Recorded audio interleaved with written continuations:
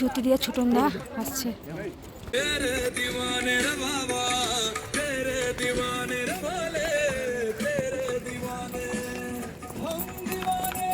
বাবার গানই যেন এই দুর্গম কঠিন পথ চলার শক্তি যোগায়। হেঁটেই চলেছি, পথ যেন আর শেষ হয় না। এই জায়গা থেকে গুহা আরো 1 কিলোমিটার। পবিত্র অমরাবতী নদী পার করে আমরা এখন চলে এসেছি গুহার কাছে 3 নম্বর লকার রুমের লাগেজ রাখার জন্য। ভিতরে মোবাইল ক্যামেরা অ্যালাউ নেই, তাই এর পরে আর ছবি তোলা হয়নি। প্রায় 400টা সিঁড়ি ভেঙে বাবাকে দর্শন করতে হয়েছিল, আর আমরা খুব সকালে এসেছিলাম, তাই একেবারেই ভিড় ছিল না। আর 8টার মধ্যেই আমাদের দর্শন করা সম্পূর্ণ হয়েছিল। আর ওয়েদার খারাপ হয়ে যাওয়ায় প্রচন্ড বৃষ্টি মাথায় নিয়ে ঘোড়ায় করে বালটালে নেমে সেই দিনই শ্রীনগর পৌঁছেছিলাম। সেই ভিডিও নিয়ে ফিরছি পরের শর্টসে। টাটা।